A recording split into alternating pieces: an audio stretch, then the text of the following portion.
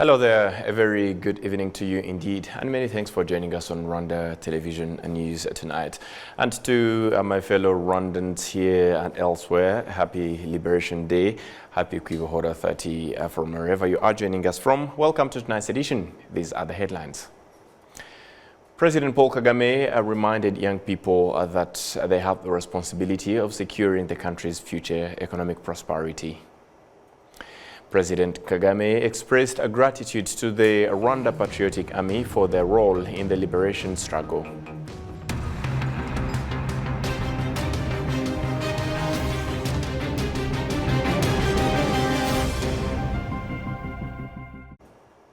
A very good evening to you once again, and thank you for joining us on Rwanda Television News, much of which will base on Rwanda's 30 years towards 30th Liberation Day celebration. And as we started off, as Rwandans mark the 30th anniversary of the country's liberation, President Paul Kagame has reminded young people that they have the responsibility of ensuring the country's future economic prosperity, using the foundation that was laid by those who liberated the country back in 1994. The ceremony to mark the milestone at the national level was held at Amahoro Stadium. Serge Nhore starts us off tonight.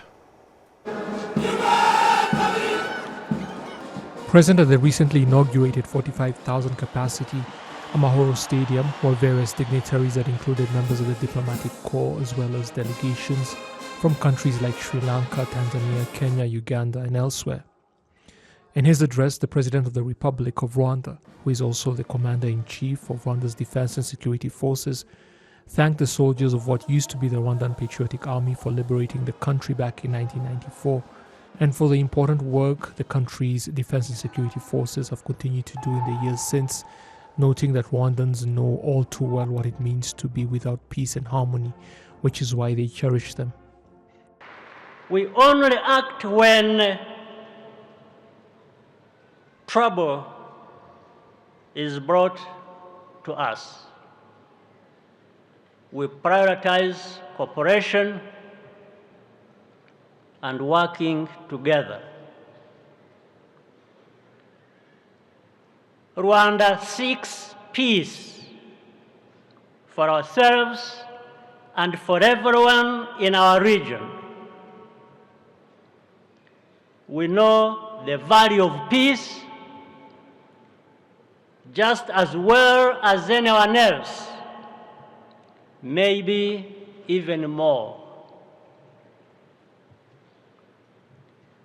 Where there is a need for humanitarian action, Rwanda will not be absent.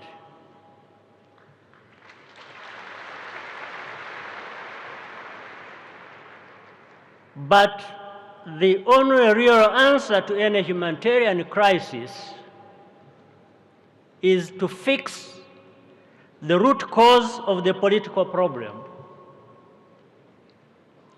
Humanitarian response cannot substitute for political solutions. If we had not changed the formula here in Rwanda, for sure, our country would still be under a United Nations peacekeeping force, divided and destitute. His Excellency Paul Kagame also stressed that Rwandans chose liberation and that it is not something that can be undone, pointing out that any attempts to sow divisionism among Rwandans are destined to continue to fail. He also reminded the country's youth that the future is now in their hands. I'm addressing this message in particular to Rwanda's young people, especially those born over the last 30 years. This country is yours to protect, defend, and make prosperous.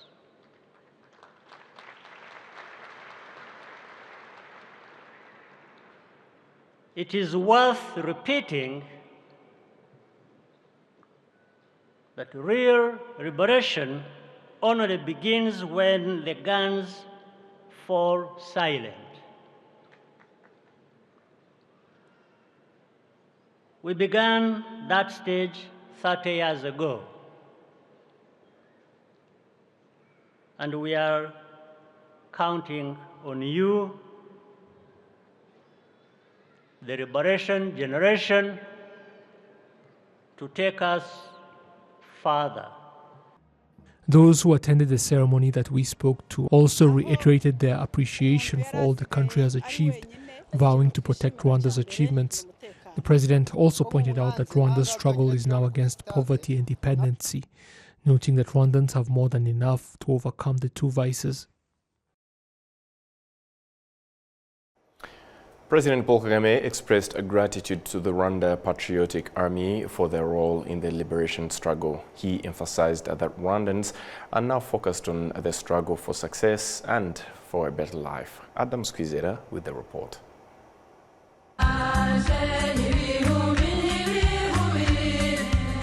July 4th, 1994 to July 4th, 2024, Rwanda has marked 30 years since its liberation. This journey has been characterized by significant transformations, particularly in the economic sector and the well-being of Rwandans. Addressing over 45,000 people gathered at Amahoro Stadium for the 30th anniversary of the Rwanda's liberation, President Paul Kagame emphasized that Rwanda's current struggle is no longer about bullets, but about building resilience, well-being, and striving for success.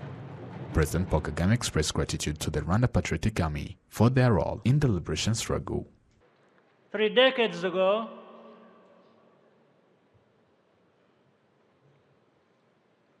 this building was the site of refuge and rescue from the surrounding neighborhoods. Rwandans flowed here for safety, and many were saved, thanks to the Rwandan Patriotic Army.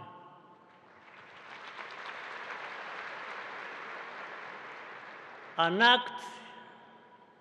act that was repeated countless times all across our country. On July the 4th,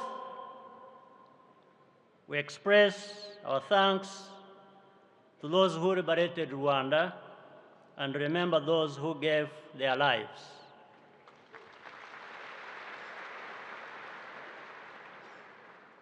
Our army and security forces are a powerful symbol of unity and safety. President Kagame also reminded Rwandans that liberation symbolizes the choices that lead to security and complete national sovereignty. Liberation cannot be imposed on people by force or fear. It is unlocked by a free choice that each citizen makes in their heart. Because Rwandans, with very few exceptions, have freely made this choice, our country is at peace and will remain at peace no matter what.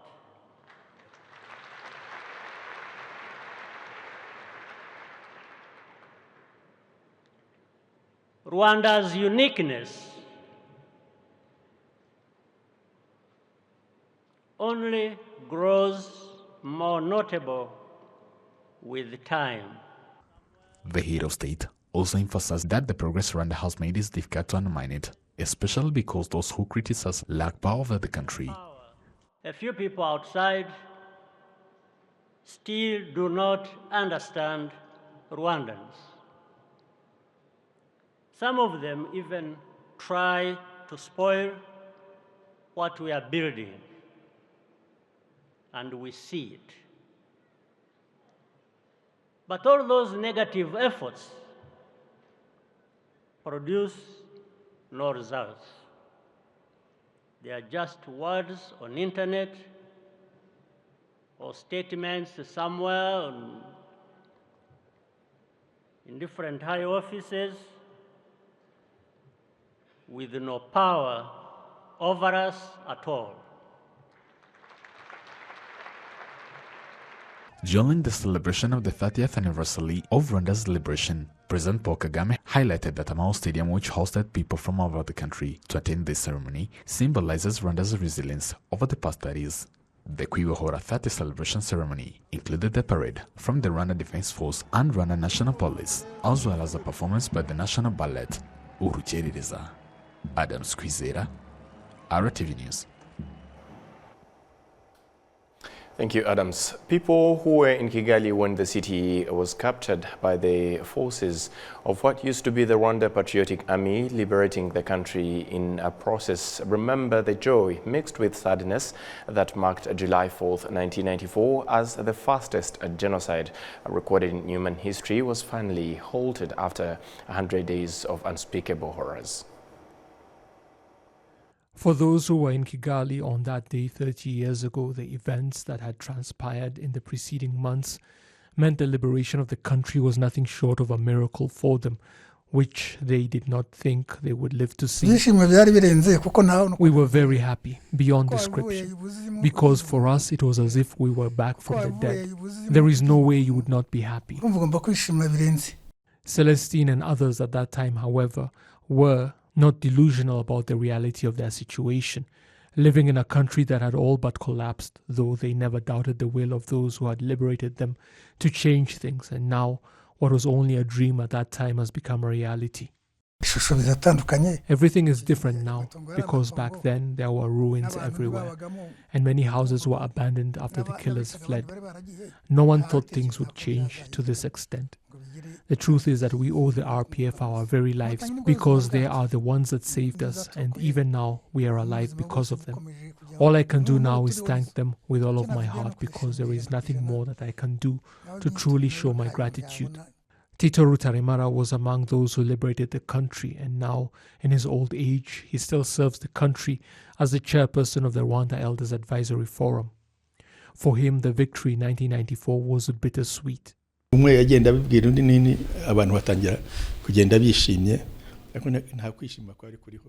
The word quickly spread about what had happened and people progressively became happy, though initially there was no joy. People were accustomed to seeing corpses everywhere, especially in Kigali. There were scores of injured, and orphans were everywhere as well. We could not be happy about the victory, even though in our hearts we were proud of the fact that we had removed the dictatorship that was in place.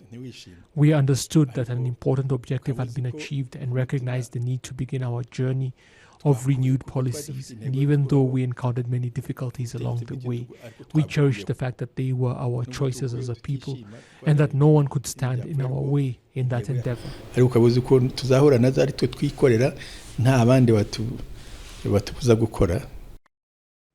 Since that time, the 4th of July has been Liberation Day in Rwanda, a time used not only to celebrate all the country has achieved over the years, but also to honor those who sacrificed all they had, including their lives, to make the liberation possible.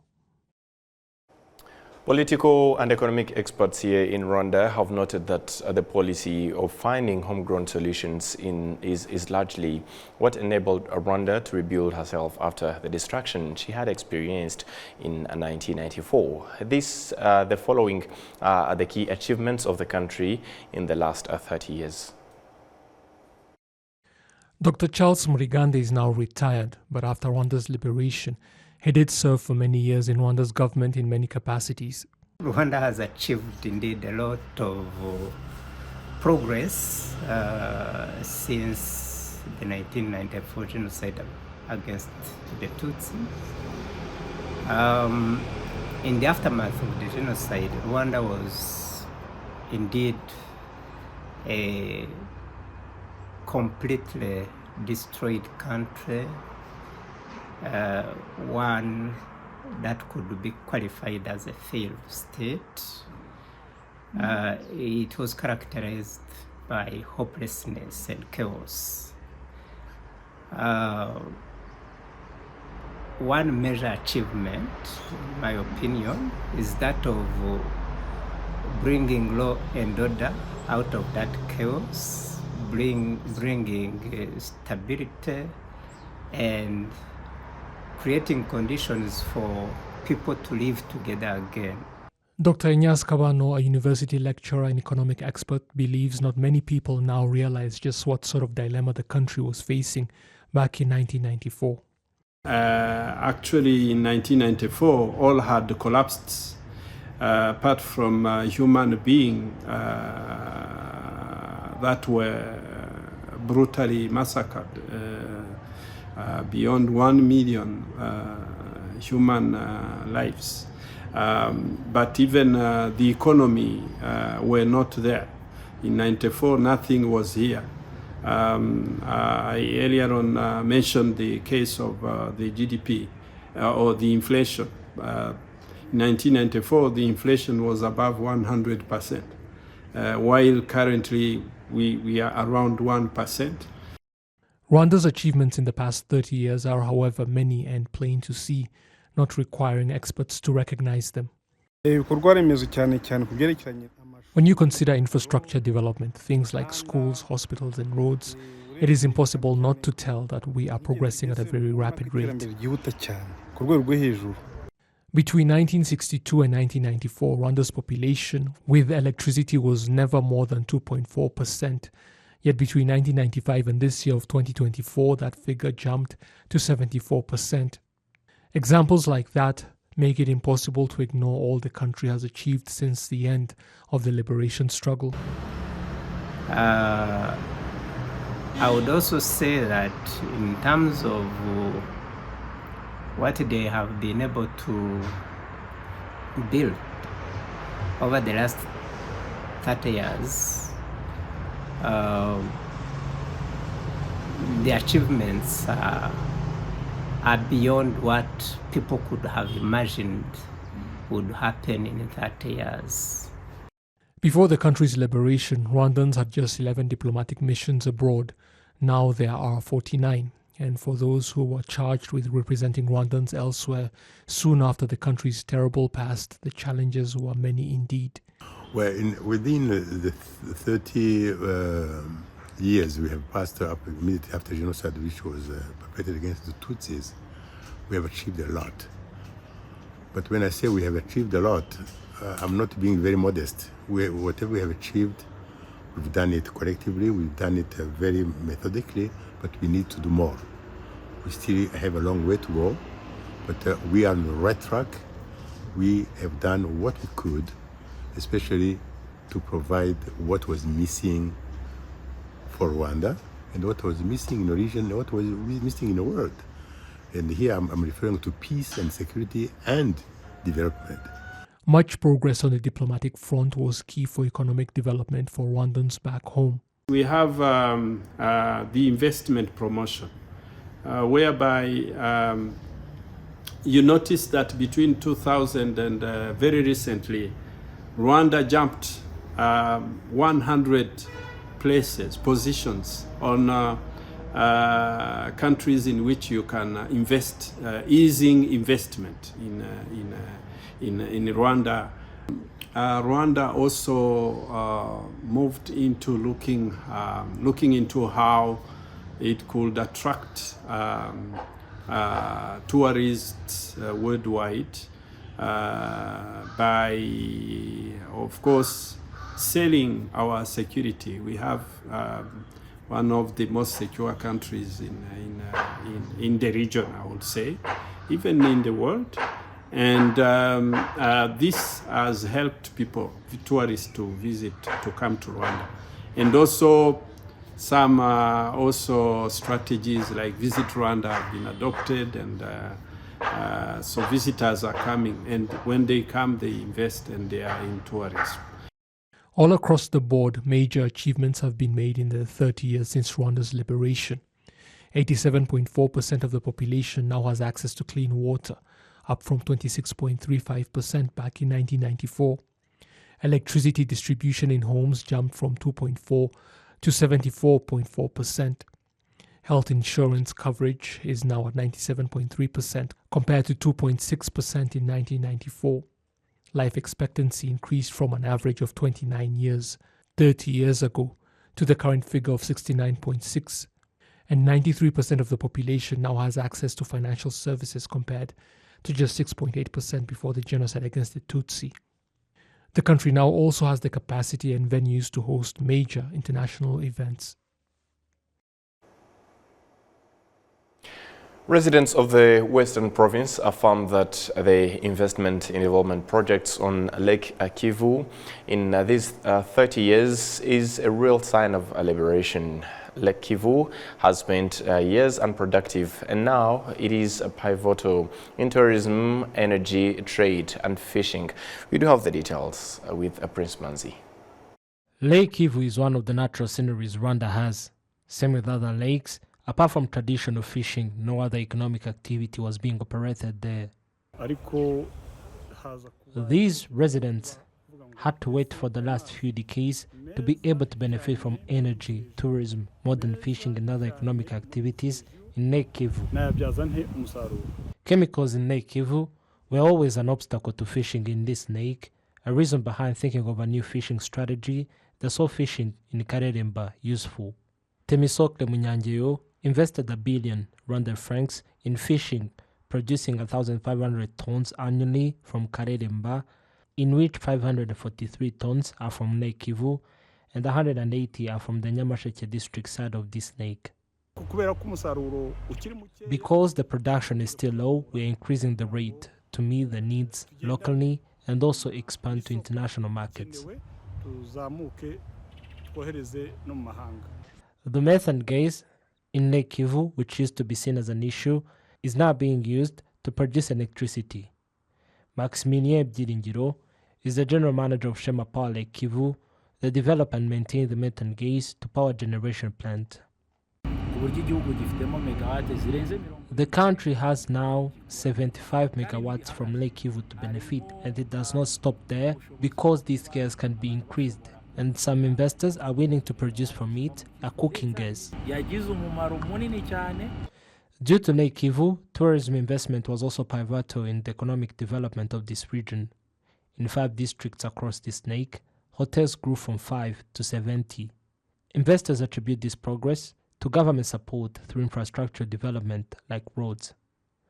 Lambert Dushimimana, the governor of the Western Province, reiterates that the Lake Kivu-related development serves as a testament of a good leadership. Another thing is that these contributed to skilling up our citizens and themselves introduced various businesses thanks to the development in this region. Such economic progress was also reiterated by incumbent president and RPF Inkotanyi's flag bearer for the July elections, Paul Kagame, who stressed on how residents are to benefit from these opportunities. Especially here in Karongi and Rutsiro districts, living across this lake, I have also heard that you have floating hotels. Apart from those hotels, we want the increase of these hotels in quantity and quality. Be Kivu and also mountainous beauty of Rwanda, we have to benefit from them.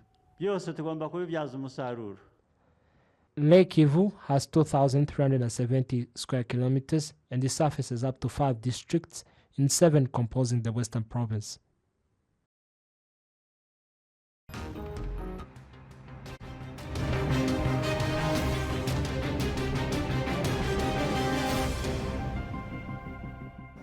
And that's all from us here at RBA's Rwanda Television News. On behalf of the entire news production, as well as the technical team that made it happen, many thanks for being with us on today's edition. And up until next time, stay safe and have a great evening. And once again, happy Kwibohola 30 to all Rwandans. Goodbye.